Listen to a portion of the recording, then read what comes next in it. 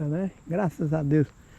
E a gente observa, infelizmente, no Brasil, algumas cidades que têm essa topografia aqui, que quando chove, é correnteza em plena rua, parecendo rio, a água da chuva não tem onde infiltrar. Não existe uma infraestrutura vegetal como esta aqui, e os carros são arrastados. A gente vê em São Paulo, a gente vê ali no Vale do Jequitinhonha, as casas sendo derrubadas e eletrodomésticos sendo destruído, um prejuízo terrível, as pessoas com a mão na cabeça, gritando, clamando no desespero a Deus, pessoas morrendo por causa de enchente na zona urbana. E o artigo 225 da Constituição Brasileira é ignorado, não é divulgado, é subestimado por conta de políticas públicas que são alienadas quanto à questão intelectual, científica, ecológica. E aí as pessoas vão ficando cada vez mais parlamentares, o poder judiciário, executivo, legislativo, eles ficam vítima do analfabetismo ecológico. Então, é necessário ter um trabalho de alfabetização ecológica em vários quadrantes da sociedade brasileira para que se chegue a esse patamar aqui que nós vemos, a esse projeto de ocupação ambiental da zona urbana com ordenamento territorial e ecológico. Olha o fundo daquela casa e olha a qualidade de uma casa com uma alta infraestrutura. E essa ilha de árvores que está nas proximidades da curva, né, do asfalto. Então as águas da chuva já vão ser interceptadas lá, ó, pelas copas das árvores, que até chegar no solo vai ter que percorrer essa altura imensa, ó, de cima a baixo, vem devagarzinho, devagarzinho, até infiltrar no solo, que por sua vez tem um sistema radicular profundo das árvores e que vai colocar as águas da chuva nas partes mais profundas do solo, abastecendo ou reabastecendo os lençóis freáticos.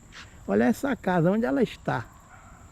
Está ali na sua integridade, bem conservada, e diminui o consumo de energia elétrica, porque uma casa dessa não há necessidade de ligar ar-condicionado. Se ligar, porque o ar-condicionado que eles usam aqui nas casas é central de refrigeração, mas não há necessidade.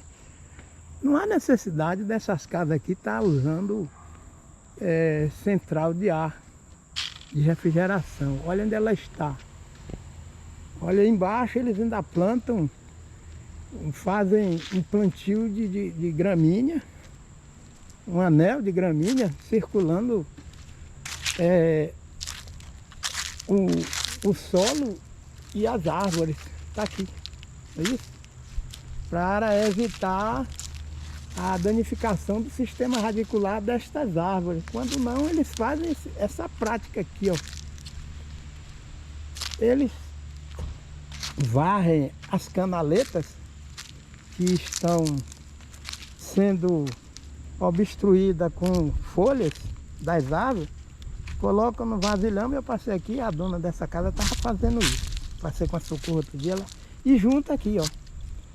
Aqui para concluir a decomposição e cobrir esse solo. Eles estão cobrindo.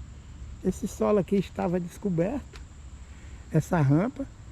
Trouxeram todo o material já decomposto e espalharam nessa rampa para evitar a erosão laminar.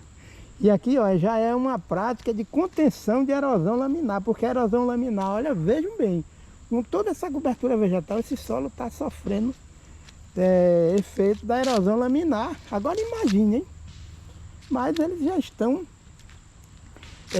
provando que tem realmente conhecimento de manejo de solo na zona urbana.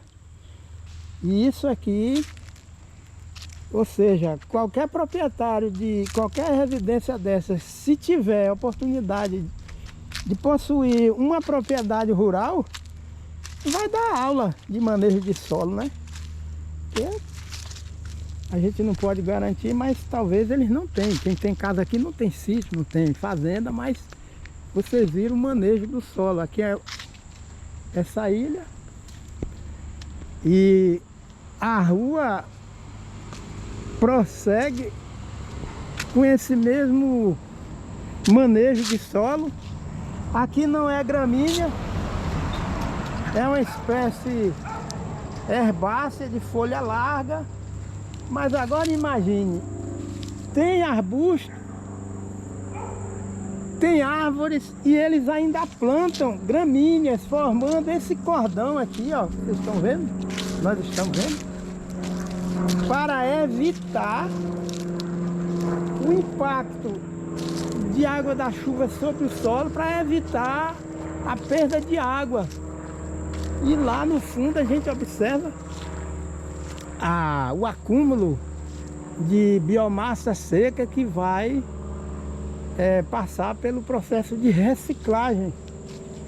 Aqui nós temos um arbusto, deve ser da família da goiabeira, e entre a calha e as árvores sempre a gente observa gramados. Quando não, as árvores estão sempre livres de blindagem por conta de calçada, e debaixo das árvores eles têm o cuidado também de manter o solo sempre coberto, ajudando a natureza a conservar o solo coberto. Tem uma senhora ali que está fazendo a poda controlada de arbustos, e ela está ali, a proprietária da casa. Nós estamos vendo aqui, ela está garantindo a manutenção dessas áreas, porque a fiscalização está aqui, aparece, e quando vem notifica os proprietários que não estão fazendo a manutenção. Tá lá, ela tá ali fazendo a manutenção da área, graças a Deus. As residências que estão mais na parte superior, calçada mínima, olha aí, calçada mínima. Eles fazem o contorno da grama, esse contorno aqui, ó, que nós estamos vendo, com uma máquina elétrica que tem um disco que corta a grama entre a grama e a calha, para permitir que a água infiltre no solo. Quando a água desce do céu, que cai sobre a grama, infiltra no solo e escorre. O que escorrer, a calha faz uma muralha que impede o excesso de água escorrer nas próprias calhas. Aí vai infiltrar, a água vai infiltrar no solo.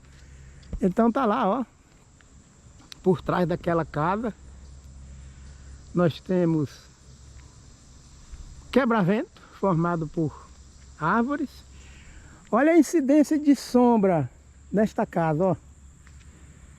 O sol já se pondo, começando a se pôr, e a casa não fica totalmente sombreada. Ela recebe sombra de manhã e luz quando o sol vai começando a ficar no centro, né, do céu, como se diz, o sol a pino, meio-dia. Mas a gente não vê parede de casa aqui mofada por conta de excesso de umidade. Então esse é o critério de ordenamento ou ordenação territorial. Isso existe na internet, muitos textos. A extensão rural, infelizmente, o governo brasileiro não está investindo nessas questões como deveria. É claro que tem suas exceções, né?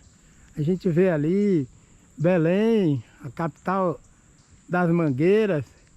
Maringá, na zona urbana, tem essa preocupação de manter áreas, parques, jardins e ruas arborizadas. Infelizmente, na região de Maringá, a zona rural, a gente chega e a vista aérea é solo descoberto, ocupado com soja, excesso da sojicultura. E eles deveriam fazer esse mesmo critério para cultivar soja.